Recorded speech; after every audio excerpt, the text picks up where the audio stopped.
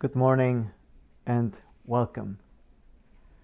Today it is 24th of December 2025, which we may call joyfully as the beginning of Christmas.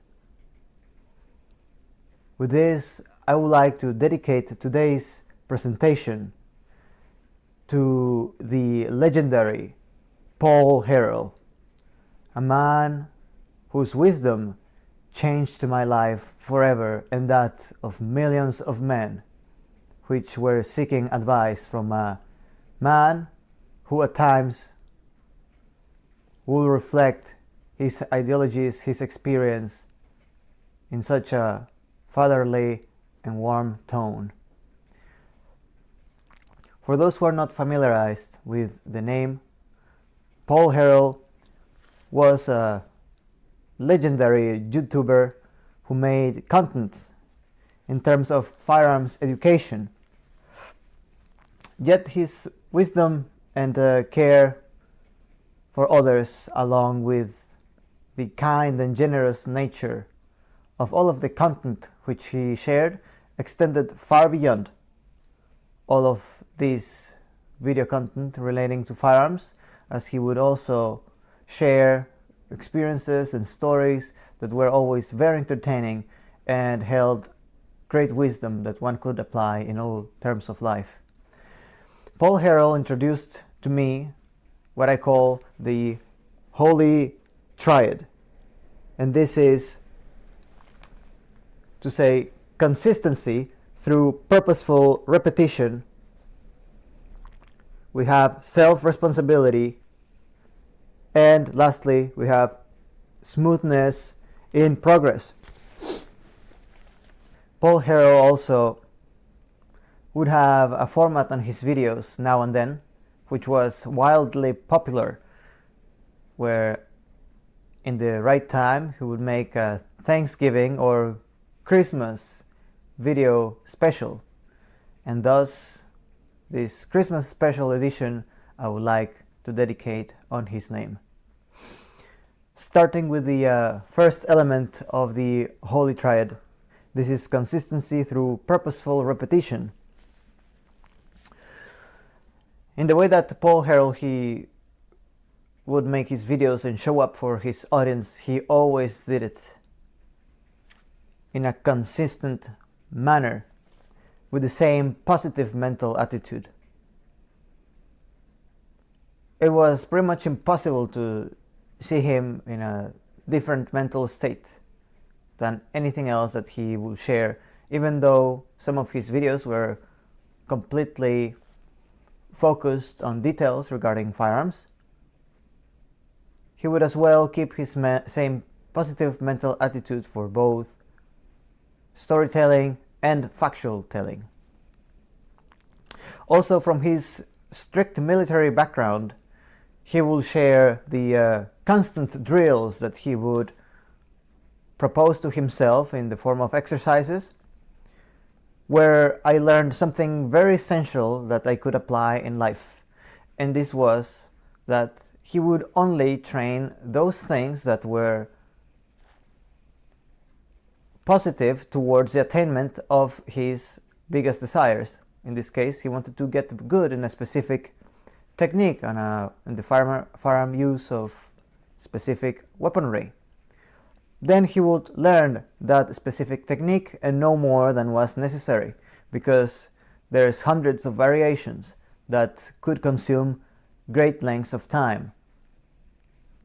What I took from this is also the appropriate use of the higher faculty of memory, because he would engage in repetition over and over and over and over again every single day for that specific technique which he wanted to master. And with this, he knew that by giving it a burning desire from his heart and constant repetition, the faculty of memory will be well developed to memorize this technique and to transform it from a source of or origin of potential energy from the idea of the training to kinetic energy in the terms of action. Whenever it was called upon, he was ready to draw his weapon in the precise exact manner he had trained so many times. He was therefore very confident on his techniques. And I would like to stress that this video is not about firearms, but how we apply the principles and ideas that Paul Harrell shared from his personal training into everyday life. This is for me to not get distracted with anything that does not align with my purpose, and only focus and dedicate my attention to that which does, because more often we will find many different kinds of information or resources or tools that our attention may be put towards to, but does not necessarily align with the dreams that we are pursuing or the burning desire that we possess. And even though those things may have a generous and kind nature, it will be only wise to focus on one single thing, because from Paul Harrell we also learned that we're not good multitaskers, and this is a fact. We as human beings cannot multitask, and in fact we can only entertain one thought at a time. When I grab this with both of my hands, I can't do anything else. Perhaps, yes, I can carry this object with one hand, but you may imagine of something bigger that may occupy both of them. And so it's our mind. It entertains only one thought, and if that one thought is negative, all of our attention focuses on a negative oriented pathway for the realization of any result, which only will lead to negative results. And lastly, I just reinforce that it is wise to understand that we possess a higher faculty of memory and how to properly use it by also using emotional attachment throughout the execution, consistent execution of the things that we want. These things have a purpose that we have a passion to. The second element of the Holy Triad, which is self-responsibility. This one hit me pretty hard when I was going through the journey of watching Paul Harrell's videos, as I was quite young and at many times immature. And I found on him a fatherly figure which I liked. And I noticed immediately that one of his most repeated quotes were, "Keep your ego in check." Keep your ego in check. And this I can apply in many different ways in life. We all can, of course. And simply put, one of these things can come in the way of owning your own mistakes. It is easy to feel scared about making mistakes and not wanting to own them. We want to hide and let someone with a higher authority take over this responsibility. And this can come in the form of perhaps doing some mistake at work. And you will say, "It was not me," or "The responsibility is not mine, this is on the company." This also is called Amtssprache, which was widely used in the Second World War to relinquish oneself from the responsibility of doing terrible things towards others. You must understand that although you operate in an organization, ultimately it is through your actions that you own your own responsibility, and you must face the consequences from your actions. This also clearly tells us that only you are responsible of your own positive and negative results in life. Ask yourself, are you happy, are you healthy and wealthy, or are you unhappy, unhealthy and unwealthy? One is positive and one is negative, and these are the results that we experience through life. What I also say with this is, as you are responsible of your own positive and negative results in life, this is also on how you nurture your subconscious mind and the positive or negative orientation of your paradigm therein. This is very shortly put that you should stop blaming others or events for whatever negative or even positive things happen towards you. I will reinforce that you are responsible of everything that happens to you. This can come simply as putting yourself in the physical place where you stand, or engaging in the activities that have an emotional negative or positive impact to you. And this comes from the word that we used just a moment ago, the orientation of your paradigm. And those who are not well acquainted with what a paradigm is, you may find more information on all of the previous videos I've made, but shortly put, a paradigm is the program in which we operate. We all humans operate in patterns. We have a tendency to repeat and repeat and repeat our pattern through different types of events. In the very background, it is always the same skeleton. The narrative may be just slightly different, but upon careful analysis, you will always realize the same patterns that you keep on repeating, because you are operating on a paradigm which has either a negative or positive orientation. And the paradigm resides in your subconscious mind. This is that you become what you think about. Everything that you consume is being fed directly into your paradigm. If you see yourself as a successful person and you consume content, ideas, or you perform actions which align with your self-image of being a purposeful, successful person, then your paradigm shifts towards a positive orientation. But if you lack responsibility, self-responsibility, and you do not take care of yourself, and you allow everything to happen to you, you have no use whatsoever of your conscious mind. You have a conscious and a subconscious mind. The conscious mind acts as the first filter to say, is this information something I want to take into my subconscious, which is positive and aligns with my purpose, or is it not? When you use your thought, your capacity of thought through your conscious mind, you're capable of grabbing whatever that's being thrown at you and either cast it away or set it into your subconscious. And this will be yet another grain and stone that will consolidate your paradigm. Your paradigm was first formed when you were a little child, and most of your patterns you have acquired from your parents or caretakers, as you did not possess a very solid conscious mind yet.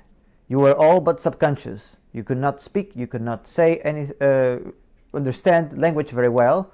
You could only observe and feel and taste and smell things through your 5 senses, and perhaps use of your 6th sense, which is receptivity from infinite intelligence. And this is how you take ideas that are around you and put them into action in the real world through the use of your higher faculty of imagination. This is a whole different topic which has been already discussed in another video, so you're invited to take a look at it. But closing on this second point, keep your ego in check. If you are to change your results, you must change yourself first. And number 3 on the Holy Triad, this is the smoothness in progress. And another famous quote of the legendary Paul Harrell is, slow is smooth is fast.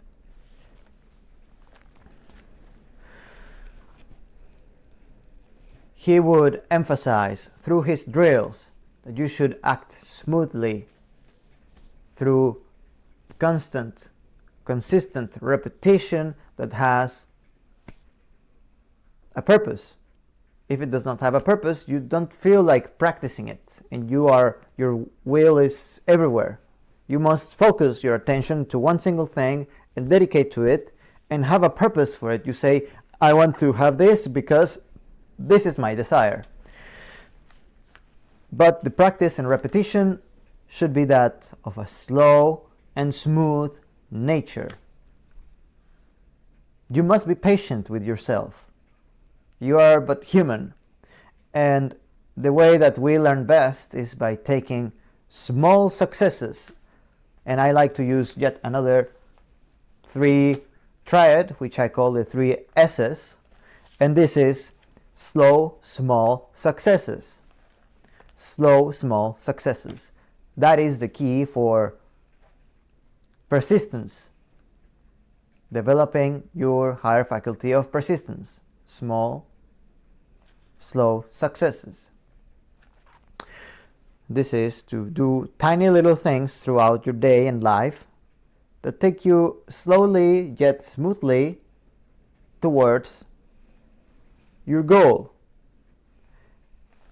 A long but small step feels much safer, secure, and you will feel more confident walking in a big platform than a very sharp and steep step.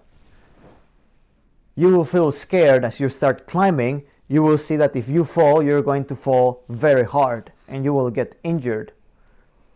Whereas in a very gentle slope, you know that probably you're not going very far, and it will be much easier for you to build progress yet again.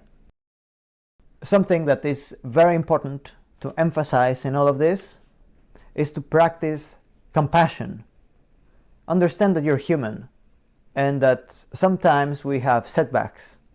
Setbacks do not equal failure. Failure equals giving up, and giving up is simply letting go of everything and not looking back once more. Giving up should be seen as what it is, a tool. When you entertain for too long something that does not really align with the burning desire that you possess, you must cast it away. You should only focus your attention into those things that truly make you feel passionate about, and nothing else. One thing at a time. Take life slowly and smoothly, and you will see steady, strong progress. Lastly, I would like to suggest an exercise which came from the words of Paul Harrell, precisely based out on all of this. And I would like to quote, "Set a consistent goal that you strive to achieve daily.